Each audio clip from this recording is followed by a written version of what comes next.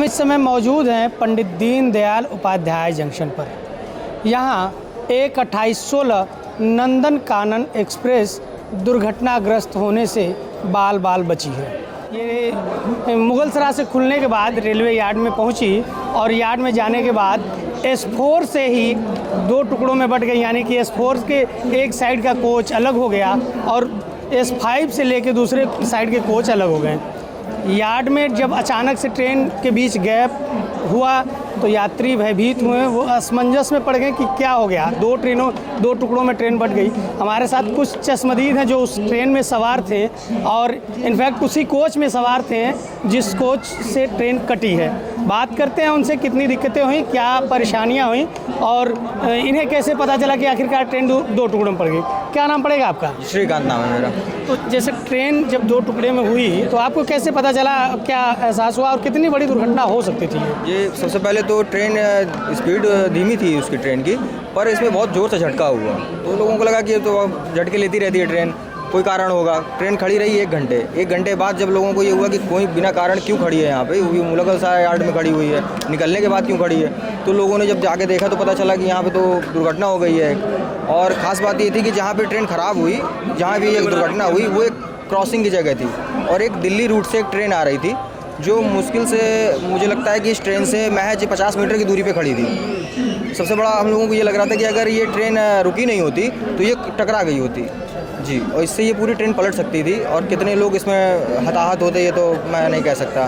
तो कितनी बड़ी लापरवाही या दुर्घटना मान रहे हैं इस चीज़? बहुत बड़ी लापरवाही मेरी दृष्टि में, क्योंकि ये प्रमुख मुगलसराय रूट है और इस रूट से निकलने वाली मुझे नहीं लगता कि किसी ट्रेन की कोई अब जांच होती है। एक बार चल दी, वहाँ पे क्या होता है पता नहीं। यात्रियों की सुरक्षा बिल्कुल भगवान भरोसे है। भगवान भरोसे जी। कुछ और पैसेंजर से उनसे जानते हैं कि क्या उनकी स्थिति रही है, क्या उन्हें फील हुआ उस समय। क्या नाम है आपका?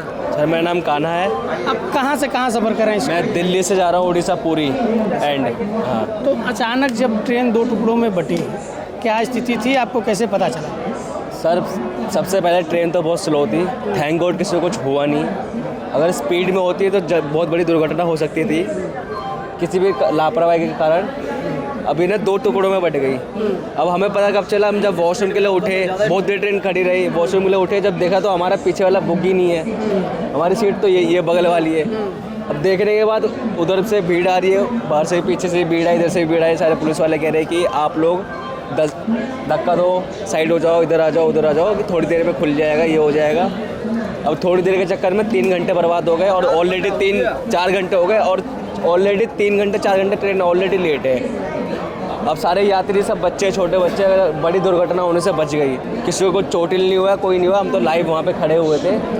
ट्रेन ज़्यादा स्पीड में नहीं थी, अगर स्पीड में होती 100+ होती या 100 होती तो बहुत ज़्यादा कुछ। रेलवे यार्ड में कितनी देर खड़े रह गए?